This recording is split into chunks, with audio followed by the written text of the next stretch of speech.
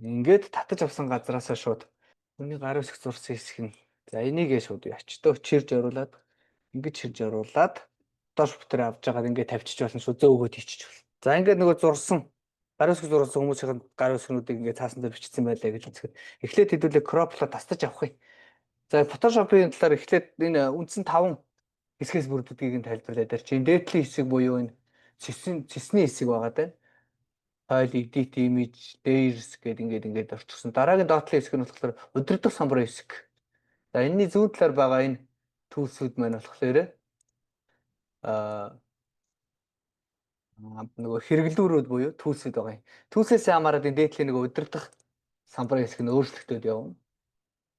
За энэ дээрээс crop гэдэг нэг ашиглана. Энэ move түүлсийг ашиглана. Бидэрт өөр ашиглах шаардлага байхгүй. За crop авч ягаад зөвхөн энэ гарын үсгийг ингээд зураад авъя гэд үзчих. За тэгээд ингэсэн бол энэний дараа enter дараад авчин контрол нэмэх тавьж дарах юм бол ойртуулж болно. Эсвэл энэ дээрээс энэ зүүм хийдэг томруулдаг шилний юу байгаа. Зураг байгаа энэ. Энэ дээрээ дараад нэмэх дээрээ дараад alt дарах юм бол хасах гэх холдоод ингээд явдаг. За ингэж авсныхаа дараа Photoshop-ын ерөнхийдөө layer үүсгэж явдаг, давхар үүсгэж явдаг програм байгаа. Одоо энэ дээрээ дахиад давхар хуулаад явдаг гэсэн үг. За одоо энэ дээрээс баруун доотлох юм бол энэ layers гэсэн хэсгийн энэ дээр channels гэж байна. Энэ channel дээрээ дараад 3 өнгөний сонголт байгаа юм. Улааны нь үлдээгээд нөгөө хэд юм байхгүй болох чинь.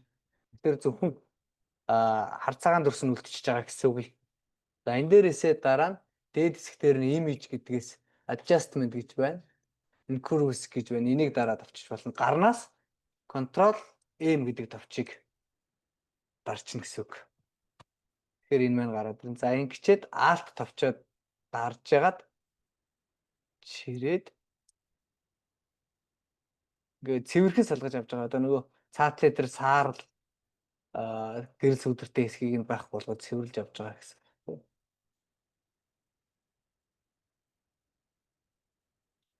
За ингээ окей товч дарсны дараа контрол товчоо дарж байгаа энэ red гэсэн энэ баруун доод булан дээр байгаа дээрээ контролоо дарж байгаа дээр нэг дарчих.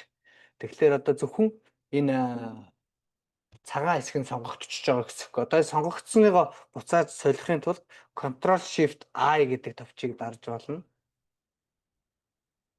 Эсвэл select гэснээсээ бас сонгоод авчиж болно. Энэ inverse гэдэг нь сонгохлоор нөгөө одоо түрүүн цагааныг нь идэвхжүүлсэн байсан бол харыг нь солиод зөрүүлээд идэвхжүүлж байгаа гэсэн үг. Энгийнээр тайлбарлах юм бол за ингэж авсныхаа дараа буцаад layer дээрээ дарчин channels-а гараад тэгээд баруун доод булан дээр нэг хар цагаан дугуйтай юм байгаа. Энэ дээр дараад solid color гэдгийг сонгоод ингэчих юм бол нөгөө гарын үсгийг аль ямар өнгөөр авах юм, хараар авах юм уу, цэнхэр өнгөтэйгээр болгож авах юм гэдгийг сонгочихно. За хар цагааны сонгож авсан бол гарын дараад ок дараад авсныхаа дараа энэ улаантай энэ background гэдгийг нүдэн дээр нь дараад байхгүй л гэж. Ингээл гарын хэсэг маа нөгөө PNG болоо зөвхөн юугаараа салаад үлдчихэж байгаа. За одоо save-лэхдээ Ctrl Shift S эсвэл файлнаасаа save as-ыг сонгочих болно. Save as гарнаас Ctrl Shift S гэж сонгож аваад хиний гарын үсгийн доржийн гарын үсэг юм уу дорж гэж бичээд энэ доотлол дээр нь save as type гэж байгаа дээр нь сонгохлоор PNG-г сонгох юм шүү. PNG файлаар сонгохгүй бол нөгөө артлын фон нь цагаанаар эсвэл тэр улаанаараа ч юм уу гараад ирэх магадлалтай учраас PNG гэдгийг сонгоод хадгалчихна. Яа ингээд хадгал дууссан бол одоо нөгөө өөрийнхөө хэрэглэх гэж байгаа фолдер дээрээ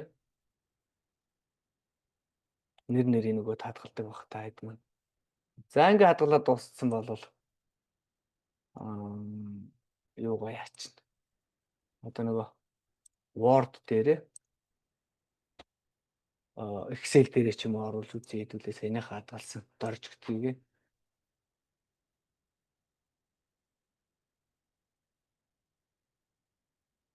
За энэ дээрээс оруулахдаа insert тэгээд picture хаана хадгалсан газраар зааж өгөхөд дорж гэдэг оруулах гэж байна.